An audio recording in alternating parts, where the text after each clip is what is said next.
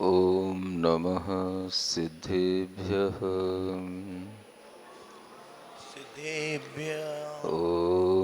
नमः सिद्धेभ्यः। ॐ नमः सिद्धेभ्यः। ॐ नमः सिद्धेभ्यः। ॐ नमः सिद्धेभ्यः। ओकारं बिन्दुसंयुक्तं नित्यं ध्यायन्ति योगिनः। कामदं मोक्षदं चैव ओंकाराय नमो नमः। अरहमित्यक्षरं ब्रह्म वाचकं परमेष्ठिनः। सिद्धचक्रस्य सद्बीजं सर्वतः प्रणमाम्यहम्। अनंतानंत सिद्ध परमेष्ठी भगवान की जय। देवादिदेव श्री पार्श्वनाथ भगवान की जय। वर्तमान शासन नायक श्री वर्धमान महावीर भगवान की जय। परम पूज्य आचार्य गुरुवर श्री विद्यासागर जी महाराज की जय।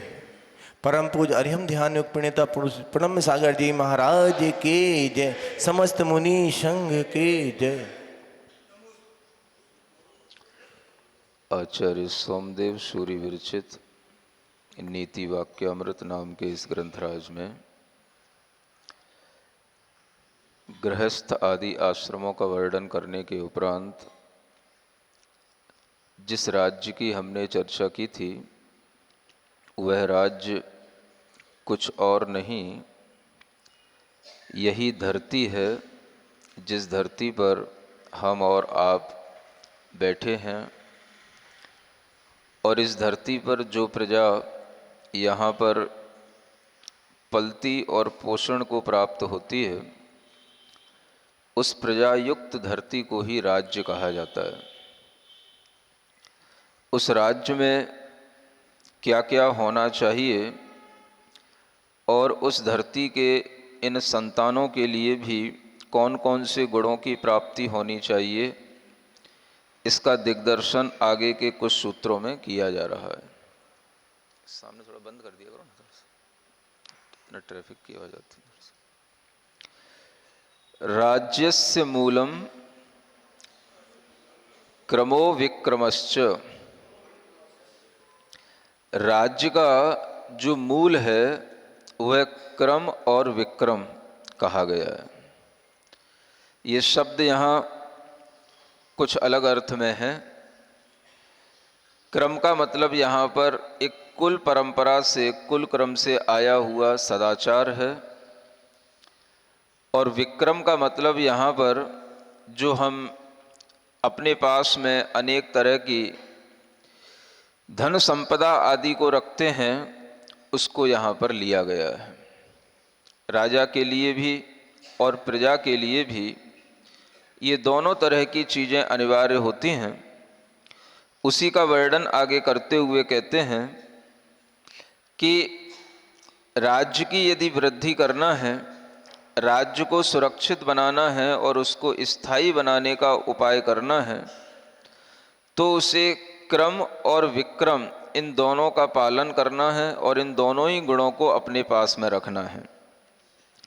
वह कैसे होता है, उनके क्या लक्षण हैं और उनमें से किसी एक के भी अभाव होने पर क्या हानियां होती हैं, इसका आगे वर्णन करते हुए कहते हैं सूत्र नंबर 28, आचार संपत्ति क्रम संपत्तिम करोति। क्रम को एक संपत्ति कहा गया है और यह क्रम की संपत्ति कहाँ से प्राप्त होती है, तो आचार संपत्ति का नाम ही क्रम संपत्ति कहा गया है। आचार संपत्ति माने आचरण से या कुल परंपरा से आई हुई यह आचार की प्राप्ति ही आचार की संपत्ति कहलाती है। एक तरह से आप ये समझ सकते हैं कि एक अच्छे राज्य के लिए भी अगर कोई संपदा है तो वह संपदा उस राज्य में अच्छा आचरण करने वाले लोगों की बुद्धि ही वह संपदा मानी जाती है। यानी अच्छा आचरण करने वाले लोग ही उस राज्य की संपदा को बढ़ाने वाले कहे जाते हैं। आप देखते हैं कि इस धरती पर आचार दो रूपों में प्रवाहित रहता है, एक सदाचार और एक दुराचार। सदाचार और दुराचार में जो सदाचार है वह वंश परंपरा से प्राप्त होता है, पुरुषार्थ से प्राप्त होता है और इसी से उस राज्य की लक्ष्मी चिरस्थायी बनी रहती है। ऐसे इस सदाचार को यहाँ पर एक संपत्ति के रूप में स्वीकार किया गया है। यानी जिस राज्य में, जिस धरती पर अच्छे आचरण करने वाले सदाचार संपन्न पुरुष होंगे, वह राज्य अपने आप में राज्य लक्ष्मी को प्राप्त करने वाला कहलाएगा। और यह सदाचार की परंपरा जो कुल परंपरा से, वंश परंपरा से उसे प्राप्त होती है, उसको बनाए रखने से ही यह राज्य उत्तम राज्य कहलाता है, यह धरती उत्तम धरती कहलाती है। यानी अगर हम किसी एक अच्छे भूमंडल की कल्पना करें, एक अच्छे ग्रह की कल्पना करें कि जहाँ पर सभी लोग बहुत अच्छे धन वैभव और सुख संपन्नता के साथ में रहें, तो वहाँ पर भी सदाचारी पुरुषों का होना जरूरी है। दुराचार तो उस राज्य के लिए कलंक होता है।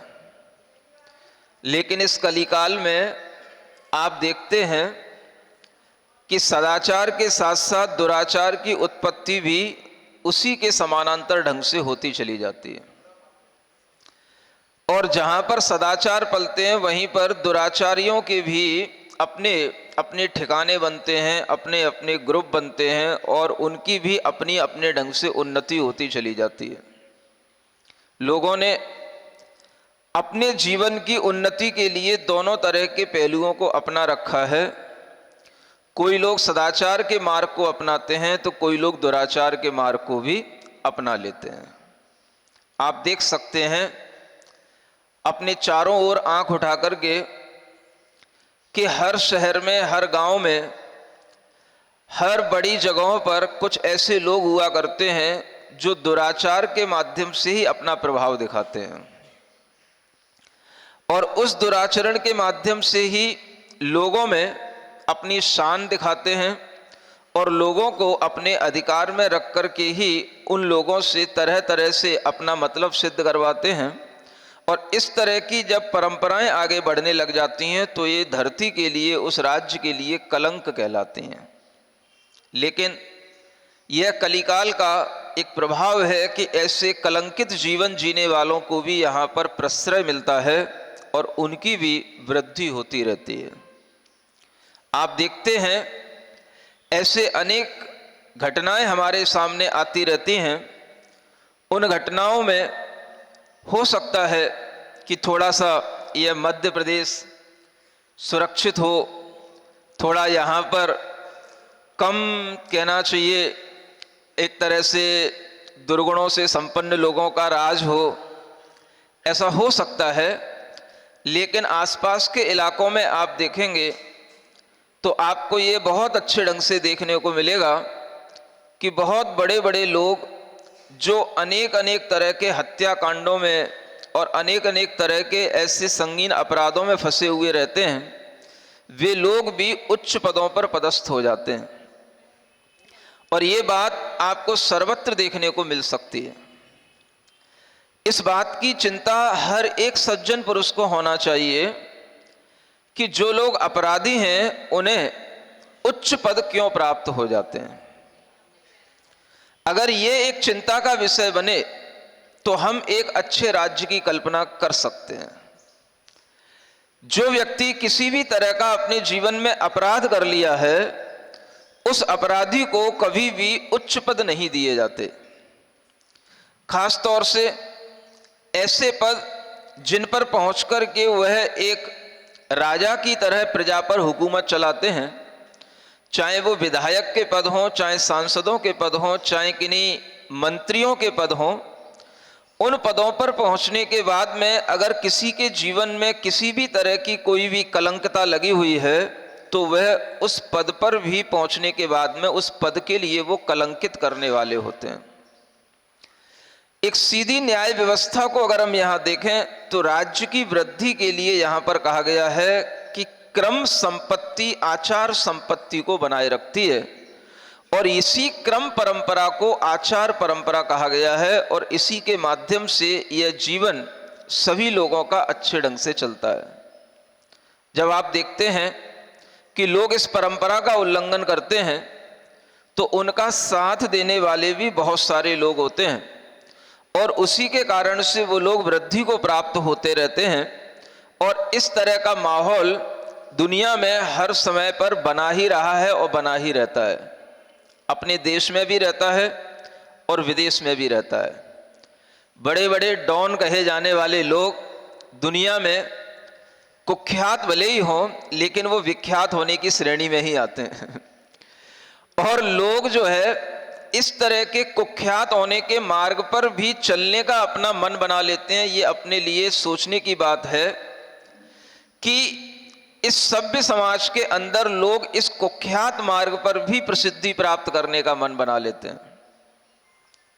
यहां पर आप लोग देख रहे हैं कि अभी एक ऐसी घटना हुई जिस घटना में अगर क्रम देखा जाए तो एक ऐसा ही क्रम बना हुआ है कि लोग अपराध के मार्ग पर ही प्रसिद्धि को प्राप्त होने का मन बनाते हैं। ऐसा मनोभाव उन अपराधियों का समझ में आता है जिनका अभी कुछ 2-4 दिन पहले कुछ घात हुआ है और उनका किसी ना किसी तरह से विनाश हुआ है।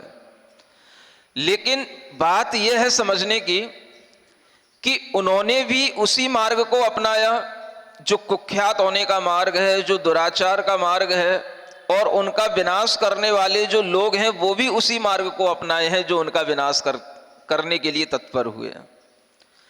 आप सोच सकते हैं कि 18-18 साल के बच्चे, 20-20 साल के बच्चे इस मार्ग पर चल रहे हैं और बड़ी हिम्मत के साथ और बड़ी समझदारी के साथ चल रहे हैं।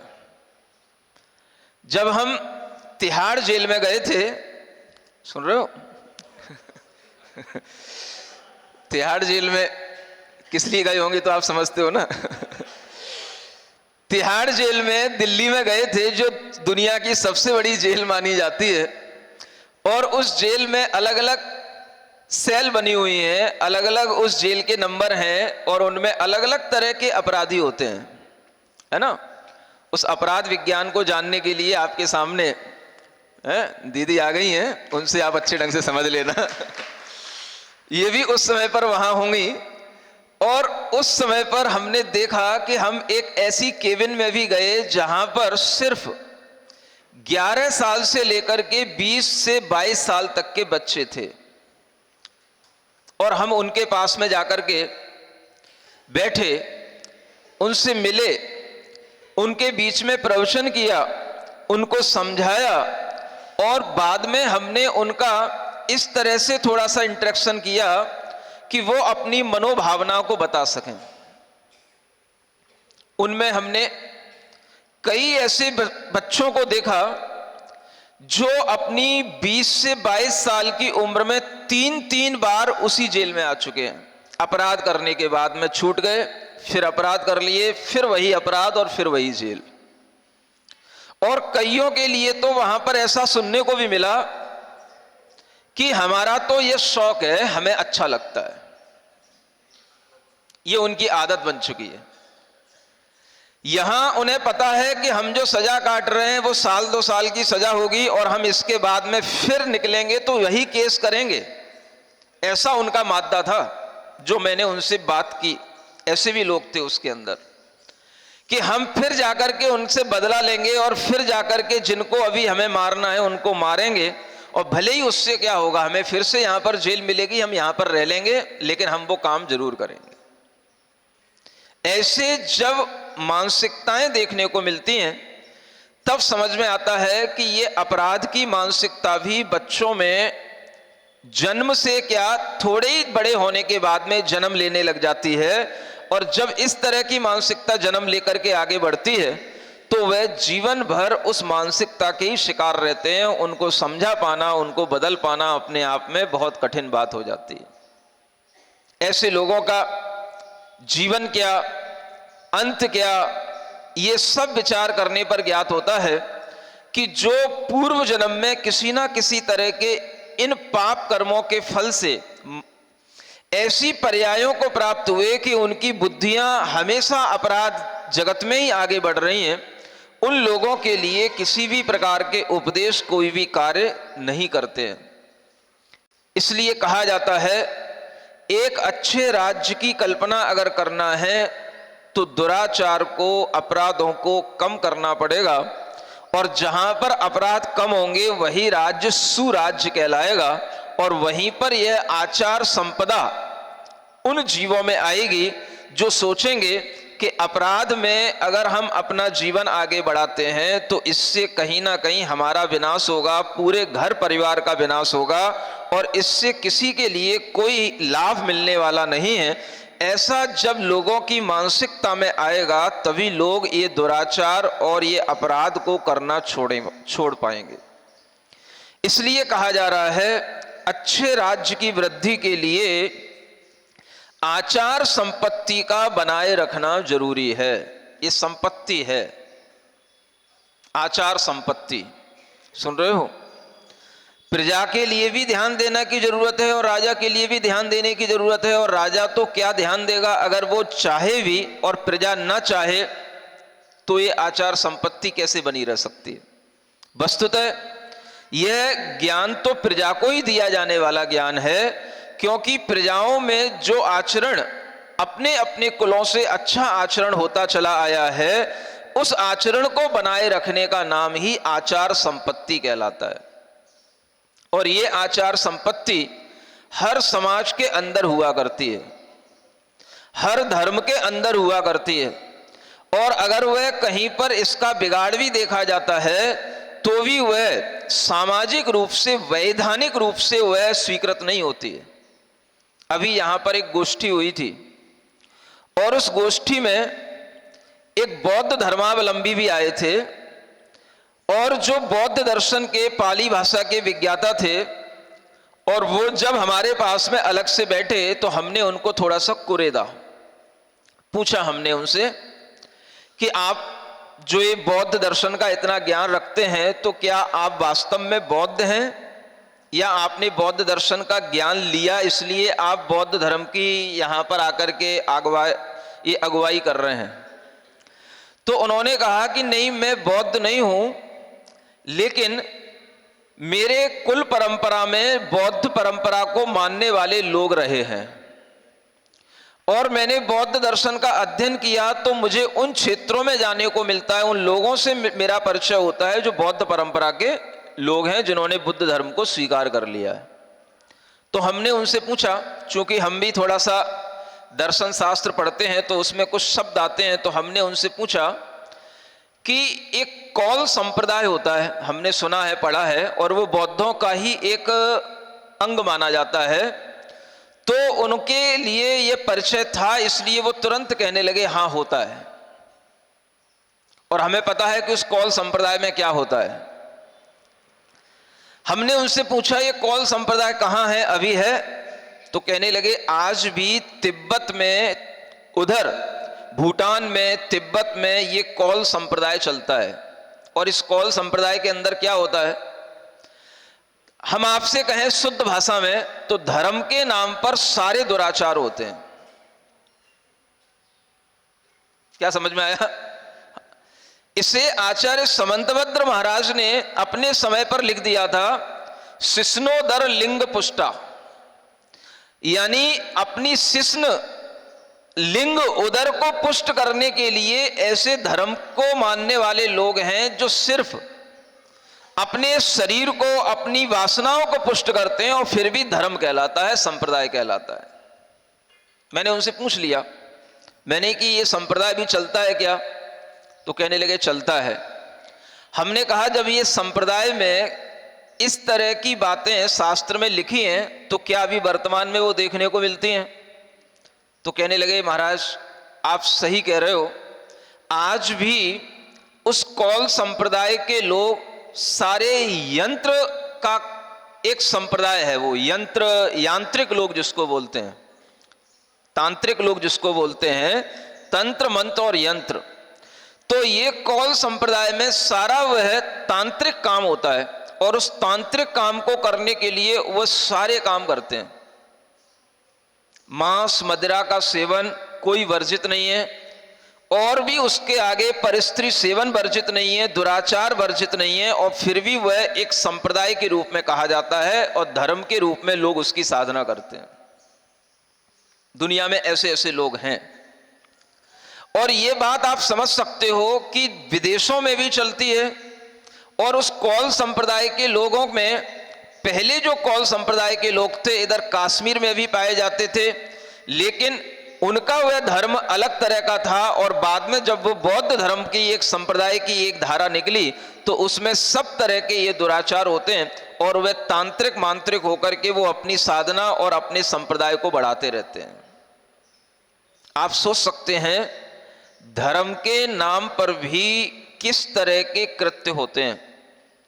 धर्म के नाम पर भी मांस मदिरा का सेवन होता है, धर्म के नाम पर भी दुराचार किया जाता है और ये धर्म के नाम पर ही बिल्कुल वैधानिक रूप से चला करता है। ऐसे राज्यों को अगर हम देखें तो हम नहीं कह सकते कि ये राज्य आचार संपत्ति के क्रम को बढ़ाने वाले हैं। आचार संपत्ति का क्रम बढ़ाने वाले वही राज्य कहलाएंगे जहां पर दुराचार को प्रश्रय न दिया जाता हो। अब चूंकि हमारे सामने राजनीति का शास्त्र है तो हम ये भी कह सकते हैं, हमें ये चीज देखनी चाहिए कि आज के समय में अनेक तरह की पार्टियां बनी हुई हैं। वो पार्टियां अनेक नामों से हैं, चाहे वो बीजेपी हो, चाहे कांग्रेस हो, चाहे एसपी हो, बीएसपी हो, कुछ भी हो, कोई भी तरह की पार्टियां हो, अगर उन पार्टियों के अंदर भी बैठे हुए प्रतिष्ठित लोगों को अगर हम देखें और उनका बायोडेटा देखें, उनकी हिस्ट्री देखें, तो हमें ये पता करना चाहिए कि किस पक्ष के लोग कितने अपनी आचार संपदा का पालन करने वाले हैं और उनकी हिस्ट्री में कितने उन्होंने केस किए हैं या नहीं किए हैं। इस आधार पर हमें उन्हें एक अच्छा नेता या कोई अच्छा मंत्री मानना चाहिए। अगर हमारे पास में कोई मानक नहीं होंगे तो हम कभी भी अच्छे और बुरे की पहचान सही ढंग से नहीं कर पाएंगे। मानक तो यही हैं जो पहले भी प्रचलित थे और आज भी यही मानक प्रचलित होंगे। हर व्यक्ति के लिए देखना होगा कि जो अच्छे पदों पर पदस्थ है वो कितने प्रकार के उसके ऊपर केस लगे हुए हैं, कितनी एफआईआर उसके लिए दर्ज हैं, कितने उसके ऊपर संगीन अपराधों के वह मामलों में वह व्यक्ति जेल गया है। इस तरीके की अगर पहचान लोगों के सामने आएगी और उस पहचान के आधार पर ही उसे अच्छे या बुरे का सर्टिफिकेट दिया जाएगा, तभी एक अच्छे राज्य की कल्पना की जा सकती है। ये आचार संपत्ति है। आज लोग इसको संपत्ति नहीं मानते हैं। करोड़पति बनना, करोड़ों की जमीनें जायदाद अपने पास में रखना, इसका नाम संपत्ति है। आचार तो कहीं का कहीं भी चला जाए, वो तो अचार पड़ जाए, उसका तो उससे कोई प्रयोजन नहीं है और वो अचार की तरह सड़ ही रहा है। आचार तो अचार की तरह सड़ रहा है, बस लोगों को संपत्ति कुछ अलग दिख रही है। लेकिन यहां पर कहा जा रहा है कि आचार ही हमारी संपत्ति है। ऐसे इस आचार संपत्ति को यहां पर क्रम नाम से दिया गया है। क्रम, राज्य की वृद्धि का एक लक्षण क्या है? क्रम। तो क्रम क्या है? यही कुल परंपरा का, अच्छी परंपरा का, वंश परंपरा से आया हुआ सदाचार का क्रम ही एक गुण कहलाता है जो अच्छे राज्य के लिए आवश्यक होता है। ये क्रम की बात हुई जो राज्य लक्ष्मी को चिरस्थायी बनाए रखती है। और अब यहां पर बात करते हैं विक्रम की। विक्रम क्या कहलाता है? अनुत्सेकः खलु विक्रमस्यालंकारः।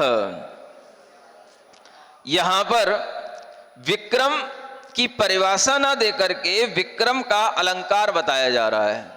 विक्रम का मतलब यहां पहले बताया गया है कि जो सैन्य शक्ति और जो कोष की खजाने की शक्ति होती है, ये दोनों शक्तियां जिस राज्य के पास में अच्छे ढंग से होंगी वह राज्य भी वृद्धि को प्राप्त होगा और चिरस्थायी रहेगा। ये विक्रम शक्ति कहलाती है। समझ रहे हैं? अगर हम यहां से राजनीतिक शास्त्र के अंतर्गत अगर हम इस राजनीति के राज्यों के गुणों का विभाजन करें तो हम कह सकते हैं एक अच्छे राज्य के लिए 3 चीजें होना चाहिए। एक तो आचार संपत्ति का क्रम हो गया, दूसरा विक्रम में सैन्य शक्ति और खजाने की शक्ति, ये 2 शक्तियां होनी चाहिए। जिस राज्य में अच्छी सैन्य शक्ति होगी वो अपने राज्य का सुरक्षा कर पाएगा, वो अपने राज्य का अच्छे ढंग से वृद्धि कर पाएगा, और जिस राज्य में अच्छा खजाना होगा वही उन्नति कर पाएगा। बिना खजाने के काम चलता नहीं है। आप देख सकते हो पाकिस्तान की क्या हालत हो रही है।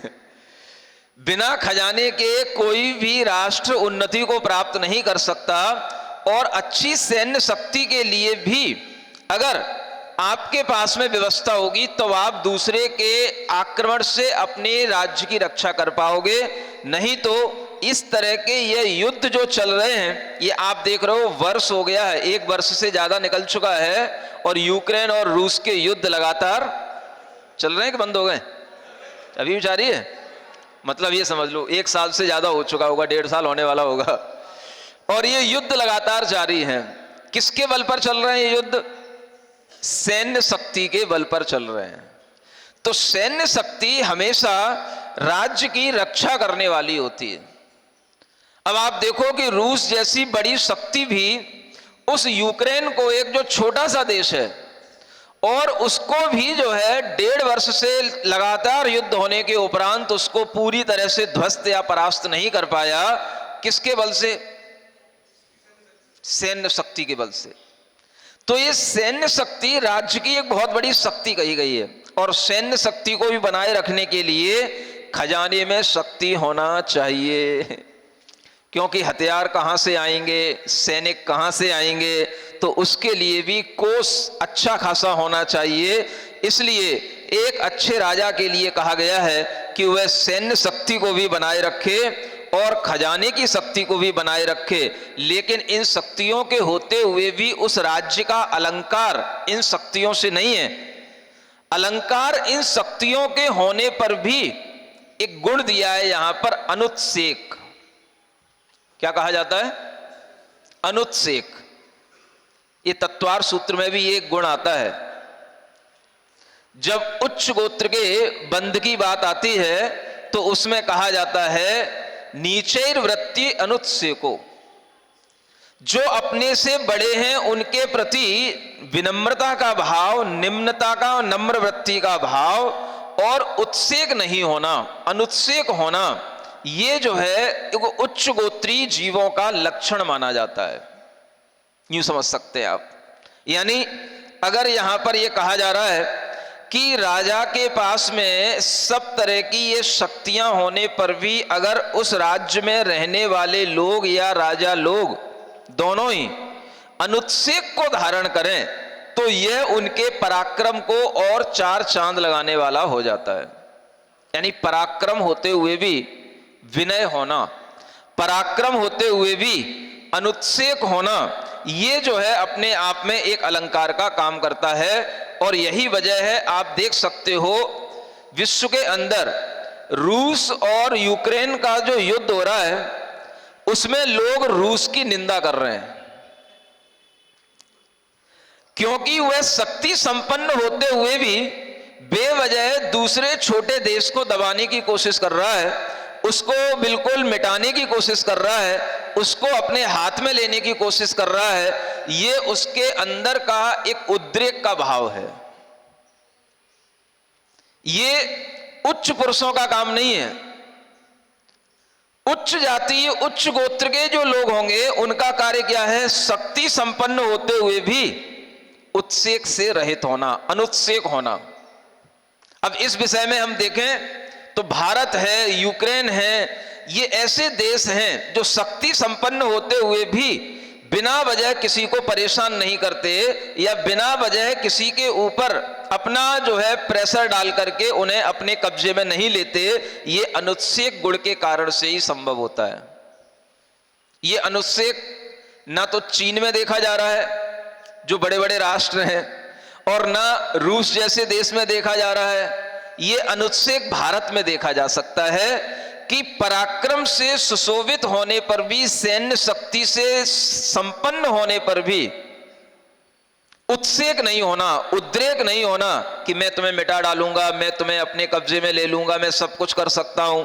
इस तरह का बिना वजह किसी राज्य को परेशान नहीं करने का जो कार्य है, यही उस राज्य का अलंकार बन जाता है, उसकी शोभा बन जाती है। समझ आ रहा है? इसलिए आज बहुत सारे राष्ट्र उस यूक्रेन के साथ में हैं, लेकिन रूस शक्ति संपन्न होने पर भी उसके लिए विरोधी बने हुए हैं, क्योंकि यह अच्छा नहीं कर रहा है। उसका कारण यह है कि उसके अंदर उत्सेक ज्यादा है, अनुत्सेक नहीं है। समझ में आ रहा है? इसलिए यह उत्सेक भाव से ही उस विक्रम का अलंकार बनता है। माने विक्रम की शोभा किससे है? विक्रम समझ गए ना आप? विक्रम माने सैन्य शक्ति और खजाने की शक्ति, इसका नाम है विक्रम। और इसकी शोभा किससे है? तो अनुत्सेक से है। माने ज्यादा उद्रेक, उत्सेक, उत्साह नहीं होने पर भी हम इन शोभाओं से संपन्न होते हुए भी, इन गुणों से संपन्न होते हुए भी शोभा को प्राप्त होते हैं। ये एक अच्छे राजा के लिए कहा जा रहा है, क्योंकि राजा अगर अभिमानी हो जाता है तो फिर वह दूसरों का सत्कार नहीं करता और वह अपने इस अभिमान के कारण से ही नष्ट हो जाता है। यानी राजा में पराक्रम हो, क्रम हो, लेकिन अहंकार ना हो। अनुत्सेक का मतलब क्या हो गया? अहंकार हो रहा हो, मैं बड़ा सूरवीर हूं, ऐसा अभिमान जब राजा के अंदर आ जाता है तो फिर वह अपने बंधुजनों का भी तिरस्कार करता है, गुरुजनों का भी तिरस्कार करता है, जैसे रावण ने भी किया था। कितने उसके पास में अच्छे अच्छे लोग थे समझाने वाले, चाहे विभीषण हो, चाहे उसके अच्छे अच्छे मंत्री हो, लेकिन उसने किसी की भी एक बात नहीं सुनी, क्योंकि उसके अंदर एक बहुत बड़ा उत्सेक था, अहंकार था, मुझसे बढ़कर कोई नहीं। ये अहंकार ही उसके मिटाने का कारण बना। इसलिए कहा जाता है नैतिक पुरुष को कभी भी अपनी शक्ति संपदा पर, अपने गुणों पर, अपने पराक्रम पर भी अभिमान नहीं करना चाहिए। शक्ति गुणों के रूप में आती है और वह उसके लिए पुण्य से आती है, लेकिन अगर उसमें अंदर अभिमान आ जाता है, अहंकार आ जाता है, तो वह अभिमान ही उसके अंदर की उस शक्ति को धीरे धीरे नष्ट कर देता है। इसलिए अच्छे व्यक्ति के लिए, नैतिक पुरुष के लिए जो ये यहाँ पर निरहंकार होने का गुण दिया जा रहा है, ये प्रजा में हर व्यक्ति के लिए भी आवश्यक है और एक अच्छे राजा के लिए भी आवश्यक है। आगे कहते हैं राज्य की क्षति किससे होती है? क्रम विक्रमयो अन्यतर परिग्रहेण राज्यस्य दुष्करः परिणामः। देखो, आपने राजनीति शास्त्र पढ़ा हो या ना पढ़ा हो, लेकिन यहां पर आपको सब कुछ पढ़ने को मिल रहा है। क्रम और विक्रम ये दो चीजें बताई हैं, और इन दोनों चीजों में राजा ने अगर एक चीज का तो ग्रहण कर लिया और एक चीज को छोड़ दिया, तो भी यहां पर चैलेंज दिया जा रहा है कि उसके उस राज्य के जो परिणाम होंगे वो बड़े दुष्कर हो जाएंगे और उसके लिए वह एक आपत्ति का विषय बन जाएंगे। क्रम और विक्रम इन दोनों में से किसी भी चीज को नकारा नहीं जा सकता। दुष्ट राजाओं के राज्य चिरस्थायी नहीं होते हैं,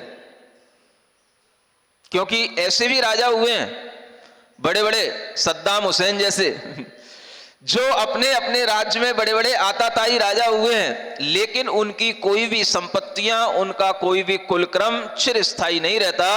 और चाहे हम इन मुगलों के भी आक्रमण में देखें, चाहे वो बाबर, हुमायूं, है ना, अकबर, ये जितने भी लोग हुए हैं, ये सब अपने अपने पिताओं का घात करके बड़े बड़े राजा बने। ये सब लोग अपने अपने ही घरेलू लोगों को, परिवार के लोगों को मार करके राजा बनते गए, लेकिन इनकी भी कोई भी चिरस्थायी कोई संपत्तियां नहीं और कोई इनका नाम चिरस्थायी नहीं होता। इसलिए कहा जा रहा है कि राज्य के परिणाम अपने आप में दुष्कर हो जाते हैं अगर हमारे पास में सदाचार की संपदा नहीं हो। और वही क्रम देखा जाता है, जब आपने कभी इतिहास पढ़ा होगा, सब नहीं पढ़ा होगा, बाबर, हुमायूं, शाहजहां का इतिहास, हर अगला राजा अपने पिछले राजा को मार करके राजा बना है, और वे सब एक ही परिवार के लोग थे, और सबका हश्र वही हुआ है। वो मरा तो आगे वाले उसी के वंशजों ने उसको मारा। और इस तरह का ये कार्य जब ये चलता है तो बताता है कि राज्य का परिणाम अगर बुरे निकलते हैं तो इसी क्रम से निकलते हैं। जिसने क्रम संपदा खो दी, आचार संपदा खो दी, तो वह हमेशा डरा हुआ राजा होता है। आप देख लेना, बड़े बड़े राजा जो हमेशा आतंकी रूप में सामने आते हैं, लेकिन वो भीतर से बहुत डरे हुए होते हैं। चाहे वो सिकंदर हो, चाहे नेपोलियन हो, किसी की भी आप बायोग्राफी पढ़ना तो आपको पता पड़ेगा ये सब भीतर से बहुत डरे हुए राजा थे, और बाहर ये आतंकी रूप में दिखाई देते हैं, लोगों को डराने वाले होते हैं। डर की भी एक राजनीति होती है, लोगों को डरा करके उनके ऊपर अधिकार जमाना, ये भी एक राजनीति का बहुत बड़ा फॉर्मूला है। और ज्यादातर लोग इस फॉर्मूले के अनुसार चलते हैं, लेकिन वो भीतर से कमजोर होते हैं और बाहर से आपको बलिष्ठ दिखाई देंगे, बाहर से आपको बलवान दिखाई देंगे। वो हमेशा लोगों को डराते हैं, धमकाते हैं, और आप देखोगे कि इस तरह से लोग डरते भी हैं और उनकी गिरफ्त में आकर के उनका सपोर्ट भी करते हैं और उन्हें अच्छा मानते भी हैं।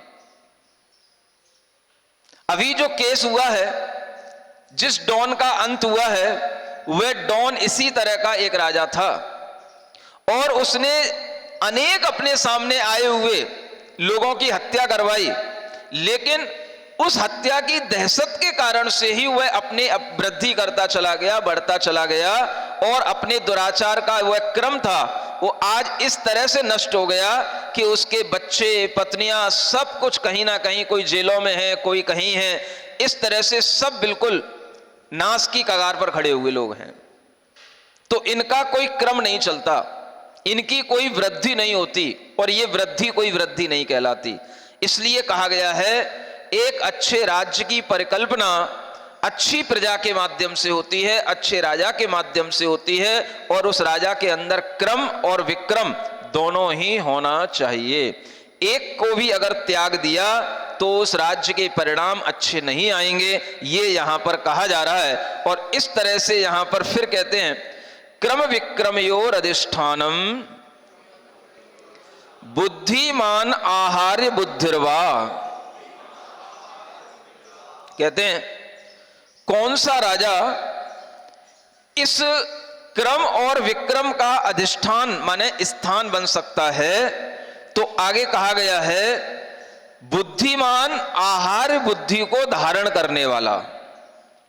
रे राजा के गुण बताए जा रहे हैं। जो राजा स्वयं बुद्धिमान हो, ज्ञानवान हो, दूसरों की बुद्धियों से ज्यादा नहीं चला जाता है। क्या समझ आ रहा है? हाँ, एक बार अगर कोई बन भी गया प्रधानमंत्री और अगर अपनी बुद्धि से नहीं चलेगा, दूसरे की ही बुद्धि से चलेगा, तो वह एक बार तो जैसे तैसे अपना राज्यकाल पूरा कर लेगा, दोबारा उसको कोई भी स्वीकार नहीं कर पाएगा। प्रजा भी उसको समझ जाती है कि अपनी बुद्धि से नहीं चल रहा है, ये किसी और की बुद्धि से चल रहा है। समझ आ रहा है? नाम बोलने की जरूरत तो नहीं है समझदार लोग सब समझ रहे हैं। तो जब कोई व्यक्ति किसी दूसरे की बुद्धि से चले और खुद अपने ज्ञान का उपयोग न करे, कई बार लोग ज्ञानवान होते हुए भी ज्ञान का उपयोग नहीं करते। समझ आ रहा है? ऐसा नहीं कह सकते कि ज्ञानवान नहीं है, वो भी एक अपराध माना जाता है, जैसे मनमोहन सिंह हुए। समझ आ रहा है ना? ज्ञानवान होकर के भी ज्ञान का उपयोग नहीं करना, ये अपने आप में बताता है कि व्यक्ति अपनी योग्यता का जब पूरा ढंग से पालन नहीं करता है तो प्रजा इस बात को समझ जाती है और उसी के कारण से प्रजा फिर ऐसे राजनेता को फिर जो है दोबारा स्वीकार नहीं कर पाती है। व्यक्ति खुद बुद्धिमान होना चाहिए। मंत्री आदि के माध्यम से तो उसे सपोर्ट मिलता है, लेकिन जब व्यक्ति खुद बुद्धिमान नहीं होता है तो उसको भी कोई दूसरा बुद्धू बना के चला जाएगा। और ऐसे भी कई राजा हुए हैं जो बुद्धिमान नहीं हुए, सिर्फ शक्तिमान हुए, लेकिन ज्यादा नहीं चल पाए, क्योंकि दूसरे लोग जो होते हैं, जो राजनीति का ज्ञान रखते हैं, वो उन्हें कहीं ना कहीं अपने चंगुलों में लेकर के उन्हें फंसा लेते हैं और उनका अंत कर देते हैं। इसलिए बुद्धिमान राजा ही क्रम और विक्रम का अधिष्ठाता होता है, स्वामी होता है। माने इन क्रम और विक्रम को धारण करने वाला राजा कैसा होना चाहिए? बुद्धिमान। एक शर्त तो ये दी, और दूसरी कही गई आहार्य बुद्धि वाला। क्या कहा गया? आहार्य बुद्धि। आहार्य बुद्धि वह कहलाती है जो आसपास होने वाली घटनाओं को समझ करके और अपने सिद्धांतों को ध्यान में रखते हुए निर्णय लेने की क्षमता रखता है, उसे आहार्य बुद्धि वाला कहा जाता है। आहार्य का मतलब वह अपनी किसी भी चीज पर आग्रही नहीं होता, किंतु तत्काल जैसी परिस्थितियां उसके सामने होती हैं, उन परिस्थितियों के अनुसार वह दुराग्रह को छोड़ करके तुरंत निर्णय लेने वाला जो बुद्धिमान राजा होता है, उसको आहार्य बुद्धि वाला राजा कहा जाता है। तात्कालिक निर्णय परिस्थिति को देख करके, आग्रह को ध्यान में रखते हुए नहीं, लेकिन अपनी राजनीति के सिद्धांतों को भी बनाए रखते हुए वह जो निर्णय लेता है, उसको आहार्य बुद्धि वाला राजा कहा जाता है। ये भी अच्छे राजा के गुण कहे जाते हैं। अपने बच्चों को इसका भी ज्ञान देना चाहिए। सुन रहे हो? तुम तो सब यहां बैठे हो, अब तो तुम्हें इन ज्ञान का कोई मतलब नहीं है। जिनको ज्ञान का मतलब है उन्हें यहां बिठालते नहीं हो। तुम्हें राजा बनना है कि बच्चों को राजा बनना है? राजा बनने के लिए ऐसे गुण उन बच्चों में आएंगे तो वो बड़े होकर के राजा भी बन पाएंगे। सदाचारी राजा भी बनाने की भावना तो कर सकते हो ना? अरे प्रजातंत्र में विधायक, सांसद यही राजा हैं आजकल। आपको भी अपने अपने कुलों में से ऐसे लोगों को तैयार करना चाहिए जो इन पदों पर आगे बढ़ें, जो इस राजनीति के क्षेत्र में आगे बढ़ें, लेकिन बुरी राजनीति के शिकार न बने। अगर हम यही सोचते रहेंगे कि नहीं भाई दूसरा ही कोई शासन करे, दूसरा ही अच्छा राज्य चलाए, हम क्यों किसी की राजनीति में घुसें और किसी भी तरह से हमारे लिए नुकसान हो जाए, तो ये भी सोचना अच्छी बात नहीं है। अगर आपको अपने उस कुल परंपरा के ज्ञान की, धर्म की रक्षा करना है तो ऐसे लोगों को आगे बढ़ाना चाहिए जो किसी ना किसी क्षेत्र में राजनीति में इंटरेस्ट रखते हैं, और उनके अंदर ये ज्ञान देना चाहिए ताकि उस ज्ञान के माध्यम से भी वो आगे बढ़ते हुए कुछ समाज का, देश का और इस धरती का कुछ भला कर सके। ये बिल्कुल शून्यता आ रही है जैन समाज के अंदर। तो आगे मंत्रियों के रूप में, राजाओं के रूप में, लोकतंत्र में जो किस तरह से आगे बढ़ा जाता है, ऐसे विधायक आदि सांसदों के रूप में होने वाले लोगों का बिल्कुल अकाल पड़ रहा है। समझ आ रहा है? आज के समय में तो बिल्कुल ही अकाल सा हो रहा है। कोई कारण किसी के लिए नहीं होते हैं, सिर्फ बहाने होते हैं। अल्पसंख्यक कोई कारण नहीं है। क्या दुनिया के और अल्पसंख्यक समाजों के लोग बड़े बड़े मंत्री पदों पर नहीं है? बहुमत सब कुछ अपनी योग्यता से मिलता है। योग्यता तब बनती है जब हम उनको उस तरह का ज्ञान देकर के आगे बढ़ाएं। आप अपने बच्चों का उद्देश्य ही कभी कोई बनाता है क्या कि हमें उन बच्चों को राजनीति के मार्ग पर आगे बढ़ाना है, राजनीतिक शास्त्र पढ़ाना है, हर बच्चे को बस IITN बनाना है, हर बच्चे को MBBS कराना है? इसके अलावा किसी के जीवन में कोई लक्ष्य नहीं होता कि हम अपने बच्चे को एक अच्छा प्रतिष्ठित कोई मंत्री बनाए, राजा बनाए। इस तरह का विचार भी जब नहीं होगा तो उसका फल कहां से दिखाई देगा? विचार ही शून्य हो गए हैं, जैसे कि इस रास्ते की अब कोई आवश्यकता ही ना हो। और इसके बिना कभी आपकी कोई सुरक्षा होने वाली नहीं है। अगर उस संसद भवन में अगर अच्छे सांसदों के बीच में आपकी बात कहने वाला कोई व्यक्ति नहीं होगा तो उसकी कोई सुनवाई नहीं होगी, आप कितना ही हुअल्ला बाहर करते रहें। अभी सम्मेद शिखर का जो मामला सामने आया था, ये बात भी उस संसद में किसी सांसद ने रखी थी, तभी उसकी सुनवाई हुई, तभी वो मामला ठंडा हुआ, अन्यथा ये काम होने वाला नहीं था, आप चाहे कितने ही अपने जुलूस निकालते रहते। इसलिए ये ध्यान रखना है, जिस तरह से हम बच्चों को व्यापारी बना रहे हैं, दुनिया की ये बेवजह की चीजों में लगा रहे हैं। मैं कहता हूं किसी भी बच्चे को इंजीनियर तो बनाना ही नहीं चाहिए। मैं फिर कह रहा हूं, ढंग से सुन लो, हंसने की बात नहीं है।